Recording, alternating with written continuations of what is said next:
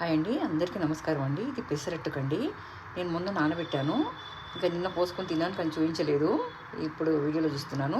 నేను 1 కప్పు పెసరపప్పు, 1 కప్పు మినపప్పు, 2 చెంచాల బియ్యం వేసానండి, అంతే. 1 స్పూను మెంతులు వేసాను. చాలా చాలా టేస్టీగా ఉన్నాయండి. బియ్యం తక్కువ వేసి మనము దోశ చేసుకోవడమేనండి. ఇలా చేస్తే కాళ్ళు నొప్పులు ఉన్న వాళ్ళకి, పెద్దవాళ్ళకి ఎంతో హెల్తీగా ఉంటుందండి. ఇందాక చేసిన ఈ క్యారెట్ పచ్చడితో అండి, పచ్చి కొబ్బరి క్యారెట్ పచ్చడితోటి దోశ.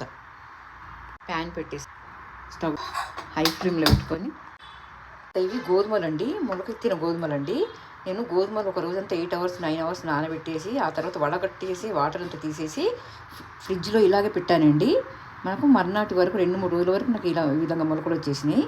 కాకపోతే తెల్లారి వరకు కూడా మనకు మొలకలు వచ్చేస్తాయి. ఇది నేను అలీం చేయడానికండి, వెజిటేరియన్ అలీం చేయడానికి నానబెట్టాను. ఈరోజు చేసి చూస్తాను. అది కూడా కాదండి, మనం ఏవైనా ఇవి మొలకలకి ఏవైనా కూడా చాలా ఈజీగా చేసుకోవచ్చండి.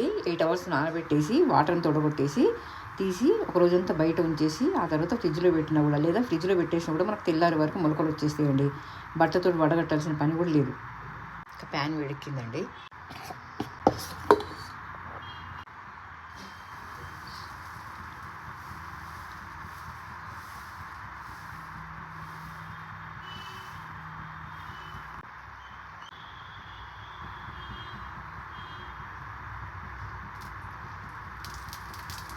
ఇంకా ఇందాక తీసింది నేను పక్కకు పెట్టిన క్యారెట్ అండి.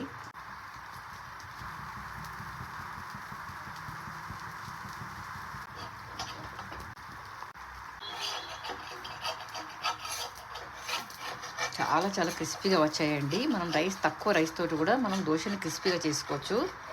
1 కప్పు పెసర్లు, 1 కప్పు మినపప్పు వేసానండి నేను. ఇప్పుడు ఎంత క్రిస్పీగా వచ్చిందో, ఫోల్డ్ కూడా అయితలేదు. కలర్ కూడా హోటల్ స్టైల్ దోశలాగా వచ్చిందండి. ఇంకా క్యారెట్ కొబ్బరి పచ్చడి అండి.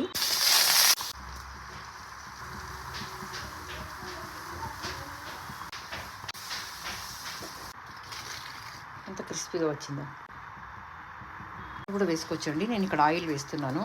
ఇంక ఈ పచ్చడితో అండి, క్యారెట్ కొబ్బరి పచ్చడితో మనం ఇంట్లో ఇడ్లీ పొడులు కూడా వేసుకోవచ్చండి. చపాతీలో కూడా ఇలా చేసి మనం రోల్ చేసి ఇస్తే ఇష్టంగా తినేస్తారండి. బ్రెడ్ టోస్టులు కూడా చేసుకోవచ్చండి. మనం ఇలా పచ్చళ్ళు రెడీ చేసుకుంటే మయోనీస్కి బదులు ఇవి వాడుకుంటే ఎంతో హెల్తీగా ఉంటుందండి.